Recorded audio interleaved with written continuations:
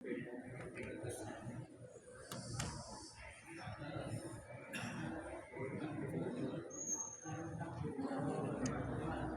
ini kameranya gitu.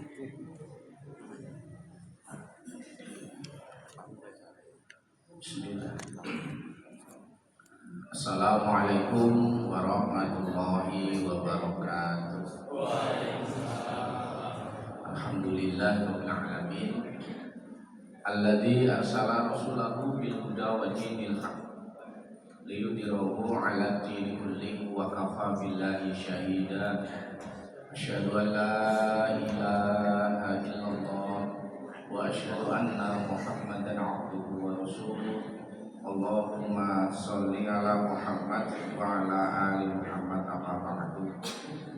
Bapak dan Ibu jamaah salat maghrib dan isya Masjid Nurul Iman ingkang kinurmatan, alhamdulillah wonten ing dalu punika lan panjenengan saged pakumpul silaturahim thalabul ilmi. Mugi-mugi pepanjenengan panjenengan pikantuk ridho lan barokahipun Allah Subhanahu wa taala.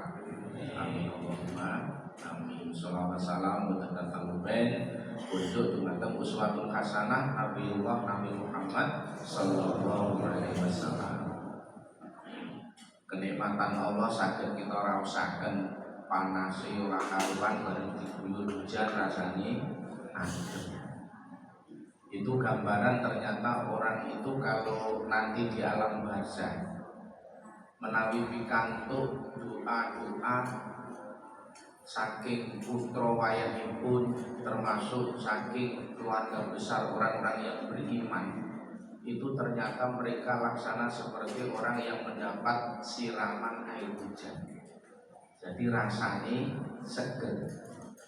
Mila kula panjenengan menika nggih kedah apa nggih paring wiwucal dumateng putra wayah supados dadi anak saleh lan salihah ingkang kersa ndongaaken dumateng tiyang sepuhipun. Nah, ini ternyata juga saged kita raosaken nggih. Ibu-ibu bapak yang berbahagia, di dalam Islam itu dikenal ada 4 bulan yang dianggap disucikan oleh Allah. Dianggap bulan ingkang sae. Ning iku ya enek sing beda karo kabudayane dhewe enten sing rada beda. Nah, bulan yang dianggap suci oleh Allah itu diantaranya bulan Dzulqa'dah. Dzulqa'dah itu nek Jawa bulan apa? Selo. Dzulqa'dah. Terus nanti ada Dzulhijjah. Nek wong Jawa ngarani besar. Sadurunge besar niku napa? Bulan Jawa nek sadurunge besar napa? Selo. Nggih, selo. Nah, terus ada lagi bulan yang disucikan di dalam agama kita ini disebut bulan Muharram. Bulan Muharram nek wong Jawa ngarani Suro. Mula wong-wong enek sing wah kiambukan di lokasi. Napa? Jarine wis rada suda wong duwe gawe. Nah, nanti coba kita pelajari sareng-sareng nih. Terus yang keempat bulan Rajab. Oke. Jadi 4 bulan ini termasuk bulan yang disucikan oleh Allah. Bulan Dzulqa'dah, bulan Dzulhijjah. Di bulan Dzulhijjah dengan saged mirsani kita semua bisa menjalankan ibadah kurban, puasa Arafah, kemudian ibadah haji dan seterusnya. Kemudian ada bulan Muharram. Itu bulan Suro nek wong Jawa ngarani nggih. Kemudian ada lagi yang keempat bulan Rajab. Nah, Bapak dan Ibu yang berbahagia, bulan Muharram itu juga disebut bulan Syahrullah. Bulannya Gusti Allah. Jadi bulan yang istimewa, disucikan oleh Allah. Maka bulan Allah itu karena apa? Di bulan itu memiliki keutamaan dibanding bulan yang lainnya. Di antaranya apa? Ada ibadah yang bagus bisa kita lakukan. Namanya apa, Bapak dan Ibu? Puasa Asyura. puasa Asyura. Puasa Asyura itu apa? Puasa yang dilaksanakan pada tanggal 10 Muharram, utawi 10 Syura nek Jawa. Nah ini. Maka dari itu menawi kula panjenengan kersa nindakaken ibadah di bulan Muharram, tepatnya itu adalah Asyura itu tadi pada tanggal 10 Muharram, itu Rasulullah SAW ngendika an Abi Qatadah radhiyallahu anhu anna Rasulullah sallallahu alaihi wasallam suila an syami yaumi Asyura. Sahabat angklek, ya Rasulullah. Jadi di sini ditanya itu Rasulullah tentang keutamaan puasa hari Asyura 10 Muharram. Faqala Rasulullah ngendika yukaffirus sanatal madhiyata, di ngapura dosane setahun yang lalu. Kira-kira jenengan kepengin di ngapura dosane napa mboten? Nek kepengin kira-kira poso sedina ya buat apa ora? Nek pertanyaan kan kepengin ta di ngapura? Nek kepengin kira-kira beramal puasa sehari saja, kira-kira abot apa? Jadi nek abot iki ora abot. Wong jenengan nek dibandingke poso 1 bulan di bulan Ramadan dengan 1 hari pada bulan Muharram tanggal 10, iki jadi yo nek dirasane abot di bulan Ramadan. Tapi kenapa kalau di puasa-puasa sunnah itu terasa berat, ibu-ibu, bapak-bapak? Amargi puasa sunnah itu oke sing ora nindakne. Jadi nek nindakne rumangsane iki pripun nggih? Ora enek kancane. Ya maka terasa berat. Tapi insya Allah kalau kita niati dengan baik, dengan penuh keikhlasan, memang ini adalah mengikuti sunnah di dalam tuntunan agama kita, maka insya Allah 1 hari itu memang sebenarnya tidak berat. Nah ini, bila monggo nanti tinggal kemauan kula panjenengan, setidak-tidaknya ingkang rawuh wonten mriki sampun mangertosi bilih di bulan Muharram itu bulan yang disucikan oleh Allah, termasuk syahrullah. Kula lan panjenengan saged ngamal ibadah sing kagungan fadilah sae dumateng kula lan panjenengan, nggih punika iso ngapura dosa kula lan panjenengan setahun yang lalu. Maka dikatakan yukaffiru sanatal madiyata, di ngapura dosane setahun yang lalu.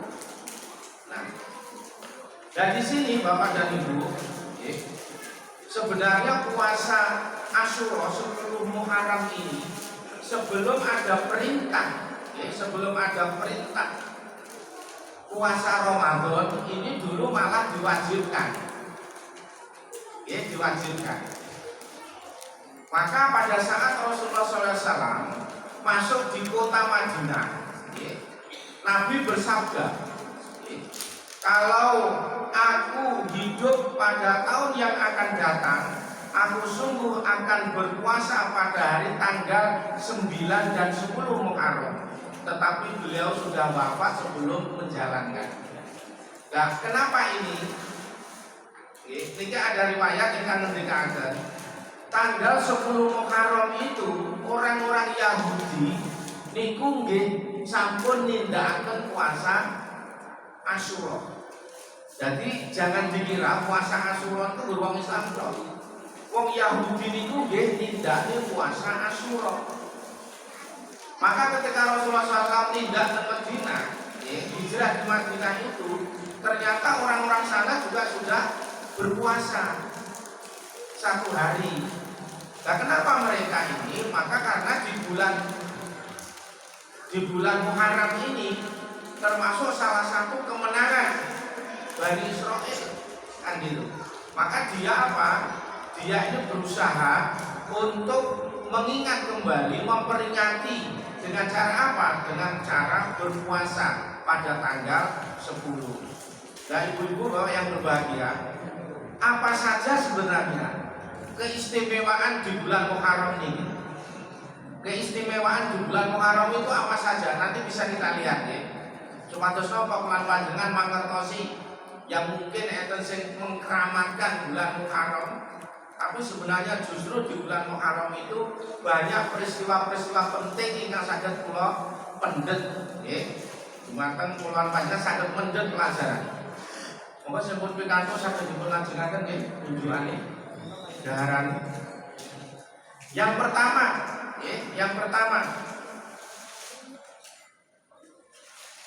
pada bulan Muharram itu Adam diciptakan. Adam diciptakan. Yang kedua, juga diterima taubatnya Adam. Karena apa? Adam pernah melakukan kesalahan dengan bujuk rayu iblis. Sehingga Adam dikeluarkan saking pundi Bapak dan Ibu, saking surga. Maka dikeluarkan dari surga, dia berada di dunia ini dan dia bertaubat. Ibu-ibu, bapak-bapak, panjenengan nanti kemutan napa sampun menyantindakan amalan doa yang dilakukan oleh Nabi Adam. Kemutan boleh. Doanya apa? Rabbana dzalamna anfusana wa illam taghfir lana wa tarhamna lanakunanna minal khasirin. Kuwi donga sing dicontone karo Nabi Adam. Nabi Adam ngrumangsani kesalahan, ngrumangsani salah, tapi nyuwun pangapunten dumateng Gusti Allah. Lan nyuwun rahmatipun Gusti Allah. Menawi boten dipun paringi pangapunten lan rahmat, maka Adam termasuk orang yang rugi. Maka Adam tahu kesalahannya. Mestinya jadi pelajaran kawan panjenengan Bapak dan Ibu, yang awal ini salah memang yo ngaku salah. Dan gade-gade jaluk ngampura ten Gusti Allah. Makanya di dalam Al-Qur'an itu dipentingkan wabil asharihum yastaghfirun. Pada waktu sahur podo taniyo do jaluk ngapura. Nah, itu maksudnya apa? Diawali dengan sholat lain, diawali dengan sholat tahajud. Setelah itu banyak-banyak beristighfar. Fadilah istighfar ini banyak. Salah satunya kalau kita sudah terasa hidup sempit, rezeki ini seret, punya masalah orang rampung-rampung, maka salah satu amalan yang bagus diantaranya di sini adalah banyak beristighfar. Kalau kita jenengan nanti ngerasakan kok urip kok punya masalah orang rampung-rampung, rezeki ini ruwet tur seret.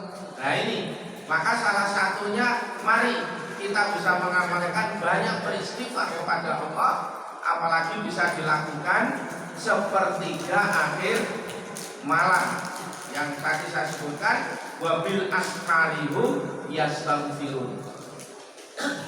Ibu-ibu, bapak-bapak yang berbahagia, menawi kalau mau sampun dipun buktikan puasa Asyura itu pahalanya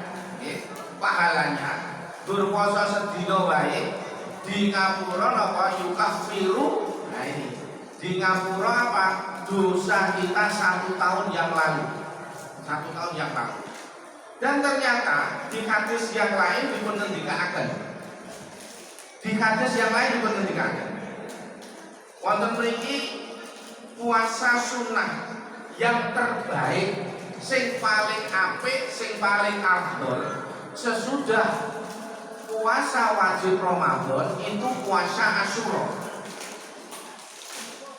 Maksudnya ibu-ibu bapak-bapak, puasa sunnah yang terbaik setelah puasa fardu itu adalah puasa Asyura. Rasulullah ngendika wonten mriki dalam sebuah hadis kan Abi Hurairah radhiyallahu anhu qala Rasulullah sallallahu alaihi wasallam afdhalus siyami ba'da Ramadan. Ini sebaik-baik puasa setelah puasa Ramadan Syahrullah. Apa tadi saya katakan? Syahrullah tadi bulannya Allah.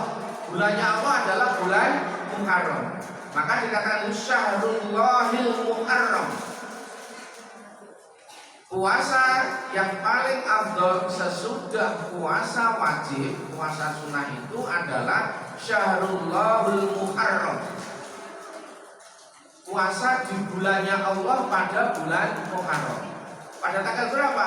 Pada tanggal 10 Muharram. Nah, monggo ini tinggal kita sudah tahu ilmunya, tinggal ngamal nih. Jadi nek puasa ini enek puasa yang paling afdol setelah puasa wajib adalah puasa Asyura. Kemudian ada sholat, maka di sini nanti ada gandengan nih. Kalau sholat setelah sholat wajib yang paling baik sholat apa? Nah ini lanjutannya. Wa afdhalus sholati ba'dal faridati sholatul lail. Jadi sholat yang paling bagus setelah sholat wajib itu adalah sholat lail, sholat malam. Bisa sholat tahajud, monggo. Karena apa? Bicara sholat lail, nanti di ayat lain dipun tegasaken wa minal laili fatahajjat bihi nafilatan dan al-ayat. Jadi puasa sunnah yang paling afdol setelah wajib itu puasa Asyura. Tapi kalau sholat sunnah yang paling afdol setelah sholat wajib adalah sholat lail. Saat ini wis ngerti ilmu nih, tinggal nopo ngamal nih. Sakuat-kuate. Senajan sholat lail itu ora gampang kok Pak. Nggih, kanggo wis turu apa meneh kesel bar nonton wayang mabot ya Pak Lurah ya. Wah, wayangnya tekan jam 2, jam 3 jadi ya iso. Nek nonton wayang kan jam 3, mau oleh nonton ya karo liar-liar kan dianggap sak leran to niku.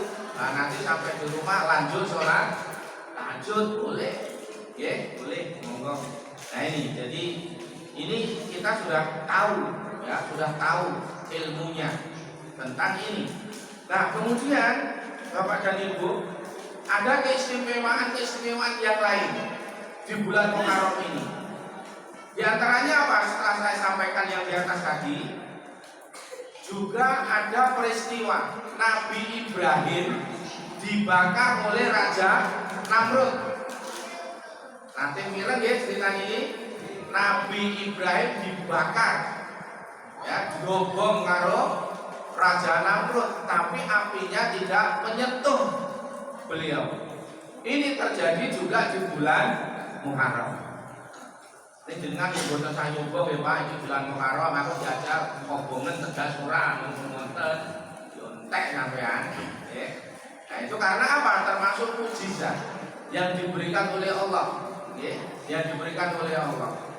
Bahkan di situ digambarkan ada juga leh kepengin mateni gendine niku manuk prit niku lho, manuk prit niku melu memadamkan. Itu gambaran apa? Ya sekuat orang untuk beribadah itu semampunya. Wong jenengan ibadah itu ora mungkin padha. Kekuatan orang satu dengan yang lain itu tidak akan sama. Pasti berbeda-beda sesuai dengan kemampuannya masing-masing. La yukallifullahu nafsan illa wus'aha. Yang berikutnya juga dijelaskan di situ dikeluarkannya Yusuf dari penjara. Jadi Nabi Yusuf itu pernah dipenjara oleh pemerintahan saat itu. Dikeluarkannya juga di bulan Muharram.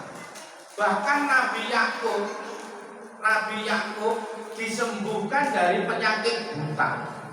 Dia tidak bisa melihat, itu juga di bulan Muharram. Bapak dan Ibu, siapa Nabi Yakub itu? Nabi Yakub itu adalah bapaknya Nabi Yusuf. Kenapa kok sampai buta? Jadi ceritanya Nabi Yusuf itu termasuk putra kinasihnya Nabi Yakub. Nah karena dia ini termasuk putra kinasih sing disayang karo Yakub, maka sedulur-sedulure kuwi enek sing ora trimo. Kan gitu. Maka sedulur-sedulure Yusuf niki bersepakat piye nek Yusuf ini dimusnahkan saja. Akhirnya diajak pergi ke hutan. Yusuf ini dimasukkan ke dalam sumur. dijegurne sumur. Tapi klambine dijupuk, dibelehne, dijupukne getihé kewan. Wis kok gampang ngomong neng bapakne, ngomong wae nek Yusuf iki dipangan hewan di hutan sana, pangan serigala atau pangan apa. Buktinya apa? Ini darahnya di bajunya itu. Akhirnya bajunya disampaikan kepada bapaknya. Bapaknya nangis sampai entek luwe sampai kering air matanya sehingga dia buta. Butanya karena menangis apa? Yusuf yang hilang itu tadi. Tapi Yusuf itu tidak dimakan hewan di hutan, tapi Yusuf itu dimasukkan ke dalam sumur, dijegurne sumur. Tapi karena kekuasaan Allah, dijegurne sumur ya ora mati. Tapi akhirnya dia bisa keluar dari sumur karena ditimba oleh seorang musafir bisa naik. Nah ini, maka dari itu ini Yakub ini sembuh dari penyakit butanya karena apa? Karena dikasih tahu kalau Yusuf ini masih hidup. Setelah dia tahu bahwasanya bajunya ada dan Yusuf masih hidup, maka dia sembuh karena apa? Karena mendapat wasilah bajunya Yusuf yang menandakan bahwa dia masih hidup. Nah, kemudian di bulan ini juga, di bulan Muharram itu juga Nabi Ayub sembuh dari penyakit kulit gudiken. Nabi kok gudiken mesti ngoten jenengan. Ujiannya Nabi ini itu ya berat-berat Bapak dan Ibu. Napa dipikir sing berat ujiannya kula kan panjenengan. Ujian yang paling berat itu para nabi. Setelah para nabi, para sahabat. Begitu terus ke bawah. Termasuk ulama-ulama itu juga ujiannya besar, ujiannya berat. Dan kalau kan panjenengan itu ujian itu ya biasa. Wong nabi ya itu ujian. Kalau panjenengan menafikan ke ujian ya harus kita terima dengan penuh kesabaran. Kan gitu. Nabi juga dapat ujian besar. Maka di sini siapa nabi yang mendapatkan penyakit ujian dari Allah namanya penyakit kulit? Kuwi bojone ora gelem nyedak, Pak. Bojone dolu kok kabeh. Kira-kira mau ning masyarakat kene enek ora kira-kira bareng bapake lara bojone do pindah itu enten boten. Nah, ternyata nabi juga ada yang begitu. Tinggal satu yang setia. Maka dari itu dia disembuhkan oleh Allah. Disembuhkan oleh Allah juga pada bulan Muharram Nabi Ayub ini. Tapi juga ada nabi dengan nate mireng ceritane nabi sinten? Nabi Yunus. Nabi Yunus. Nabi Yunus itu nabi sing guncang yang segoro dimakan apa? Ikan. Kalau dalam Quran namanya ikan nun. Nek wong mriki iso ngarani ikan hiu. Nek jenengan jajal tenan yo mati kok Pak kira-kira. Tapi itu kemuliaan Allah. Ternyata dia bisa hidup. Dalam sebuah cerita katanya apa? Dia makannya dengan apa? Istilah nopo atine nopo parune ikan ini. Lama-lama kan terus minggir. Terus keluar dari perut ikan itu juga pada bulan Muharram. Nah, jadi peristiwa-peristiwa para nabi, para rasul itu berada di bulan Muharram. Maka disebut oleh Allah dalam hal ini dalam agama kita disebut Syahrullah, bulannya Allah. Juga ada lagi peristiwa tenggelamnya Fir'aun. Nah ini tenggelamnya Fir'aun. Jadi Bani Israel yang dipimpin oleh siapa?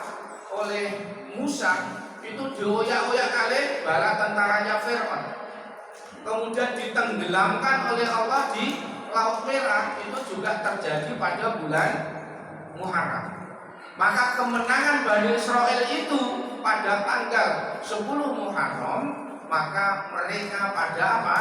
Pada puasa. Nah kan itu. Makanya di puasa Muharram itu Yahudi pun kenal puasa Muharram. Nah, oleh sebab itu Rasulullah melanjutkan milah yang dicontohkan oleh para nabi rasul zaman dahulu. Kemudian juga ada Nabi Sulaiman. Jangan nate pireng Nabi Sulaiman. Nabi Sulaiman ini nabi sing sugih, duwe kekuasaan, tur pinter berkomunikasi. Jadi ini diberi kerajaan oleh Allah juga pada bulan Muharram. Oh, Nabi Sulaiman itu sugih, pinter, duwe kuwasa. Komunikasinya bagus. Iso ngomong ora trimo karo manusa, Pak. Iso ngomong karo jin, iso ngomong karo burung-burung. Wong kene nek ora iso ngomong karo burung. Ketoke akeh nek wong iso ngomong karo burung. Ten pundi? Balik Kambang. Lho kene don iki kok lumbane kok ngerti kok karo burung piye itu mau saiki ngerti kok. Nah ini. Tapi ini bisa bahkan dengan burung dan seterusnya. Akhirnya dia mendapat ratu yang terkenal. Namanya siapa? Ratu Bilqis. Nah ini. Perintah Sulaiman ini punya kerajaan itu juga diberikan oleh Allah di bulan Muharram. Maka ada yang menyebutkan jika kepemimpinan zaman sekarang itu seperti kepemimpinan Sulaimanisme, gitu. Ada istilah Sulaimanisme, mengikuti apa yang dicontohkan oleh Sulaiman pasti akan menjadi badatun thayyibatun barokun ghafur. Apa itu? Sulaiman itu mempunyai kelebihan di antara yang lainnya. Satu, sugih. Jadi pemimpin nek sugih itu ora butuh liyan-liyane, mungkin sugih cilik. Nggih. Yang kedua apa? Dia punya kekuasaan. Dia mau apa saja bisa ia lakukan. Nah ini. Yang berikutnya apa? Dia ini pandai berkomunikasi. Jadi pemimpin itu kalau pandai berkomunikasi, nak cara saat ini yang pintar berbahasa itu loh Pak. Jadi diundang ke luar negeri, kon pidato iso bahasa Inggris, diundang ke Arab iso bahasa Arab. Itu hanya pandai berkomunikasi. Kalau Soekarno riyen yo pintar berkomunikasi. Karena apa? Banyak bahasa yang dia kuasai, sehingga dia akan diperhitungkan di dunia. Nah, pemimpin kalau punya komunikasi yang baik, itu ternyata juga punya peran besar di dalam apa? Di dalam memanage kepemimpinannya. Nah, di sisi yang lain, Sulaiman mempunyai nubuwah. Nubuwah itu apa? Sebuah mukjizat yang diberikan oleh Allah. Nah, ini. Jadi dia ini juga punya nubuwah, punya mukjizat, punya pedoman yang diberikan oleh Allah, sehingga dia mampu mengatur rakyatnya dengan baik karena punya kelebihan-kelebihan yang luar biasa. Nek cara sakniki imane kuat, takwane kuat, agamane kuat. Jadi pemimpin itu kalau memiliki kekuatan agama yang tinggi itu akan membawa keberkahan. Nah, seperti yang dicontohkan oleh Sulaiman. Kemudian yang berikutnya ada juga Nabi Isa diangkat ke langit. Nah, diangkat ke langit. Karena apa? Akan dibunuh oleh orang-orang Romawi saat itu. Nah, ini peristiwa-peristiwa besar di bulan Muharram. Ini sebenarnya ada bulan yang mulia. Tapi sekarang kan kalau di Indonesia kan beda-beda ya Pak. Beda-beda. Pada satu sisi memang ada yang memanfaatkan bulan ini dengan baik. Bahkan yang siji Muharram, siji Suro malah nek wong Solo sekitar dono. Napa niku kebo nggih? Kebo. Tapi jenengan jadi ngerti ora ceritane ini, Pak? Nggih. Sebenarnya menawi saya baca dalam sebuah literasi nggih, dalam sebuah literasi kebone yang sekarang sing diarani kebo niku nggih. Sing diarani Kiai Slamet itu senes kebone, Pak. Jadi nek cara wong Jawa iki jimati pusakane. Pusakane sing jaga kuwi kebo bulene. Niku maca literasine, Mas. Jadi ketika ditanya, jadi pusakane ndi lho? Sampai sekarang belum ditunjukkan. Jadi yang awal itu kebo bule. Kebo bulene niku napa, Pak?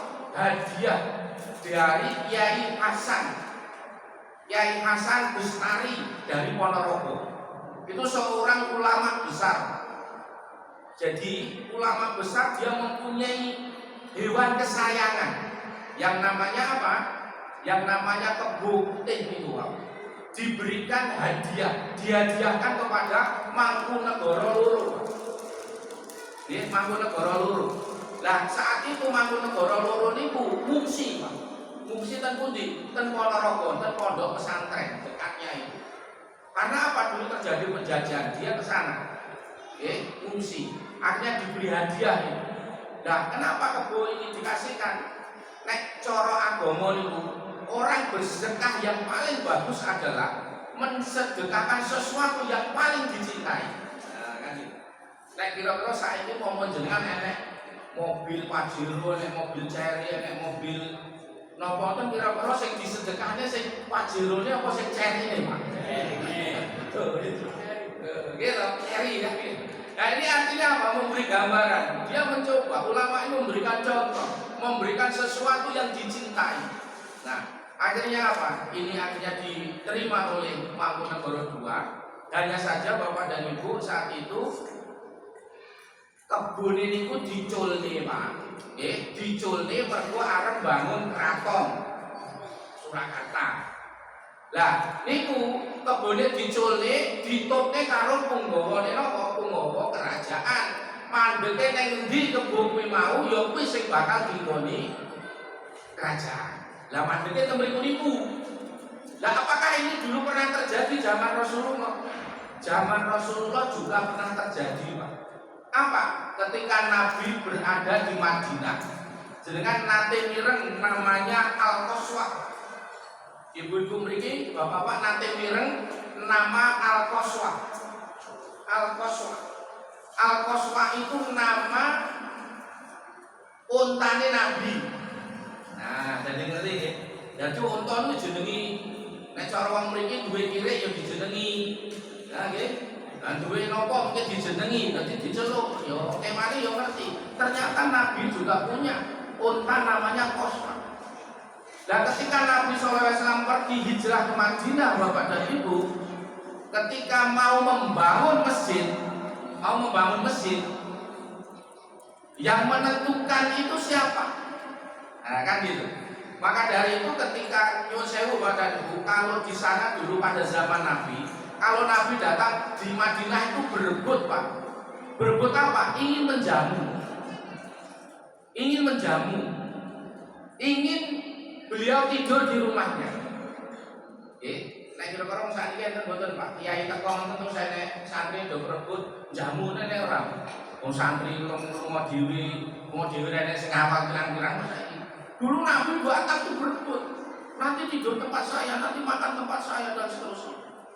Terus ini mau membangun masjid, Pak. Membangun masjid itu akhirnya juga apa? Berebut nanti di tempat saya.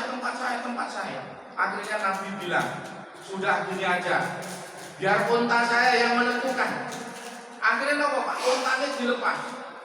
Nanti berhentinya unta itulah nanti tempat kami membangun masjid. Nah ini, makanya Al-Qaswah tadi berhenti di tanah lapang. Ini panggonan sing ngombo, tempat untuk mengeringkan nopo niku nopo Pak, nek makanan arep nopo? Nopo Pak? Sing jane manggahar niku lho. Kurma. Nganti lali jenengan. Ya. Jadi tempat pengeringan kurma di situ. Ada lahan luas, kemudian untanya berhenti di situ. Nah, sudah disitulah tempat itu miliknya seorang yatim piatu. Namanya siapa? Suhel dan Sahal. Yatim piatu dua orang, Suhel dan Sahal. Akhirnya ditanya Suhel dan Sahal, dipanggil. Dimana kalau tempatmu ini saya beli untuk mendirikan masjid, sekarang menjadi Masjid Nabawi. Jadi nek saat ini keraton riku kecuali Teguh dia menentukan apa? Menentukan keraton zaman semono. Mungkin piyambake pun tahu moco zaman Nabi dulu mau membangun masjid itu melepaskan untanya. Kan gitu. Nah, oleh sebab itu kita sedikit mengerti itu insya Allah. Nah, setelah itu dipanggil, saya pakai, saya beli saja di mana? Jangan dibeli ya Rasul, malah saya hibahkan saja. Loh pripun? Tapi Rasul tidak mau. Akhirnya dibeli saat itu, dibeli tanahnya itu seharga 10 dinar. Akhirnya lahan yang luas itu dibangun pertama kali Masjid Nabawi dan sebagian kecil untuk tempat tinggalnya Rasulullah. Tempat tinggalnya Rasulullah beserta para istrinya. Nah setelah itu untanya berjalan lagi Pak. Orang-orang berebut untuk menjamu Rasulullah. Ya Rasul tidur di tempat saya aja. Ya Rasul mampir di tempat saya saja. Ternyata Pak Rasulullah juga demikian. Dia berhentinya unta saya nanti di mana? Nah gitu. Akhirnya apa Bapak dan Ibu? Untuk pertama kali Rasulullah bertempat tinggal di sana, tempat berhentinya unta. Dekeme unta temrikuni unta rumahnya siapa? Rumahnya Abu Ayyub. Itu bukan orang kaya.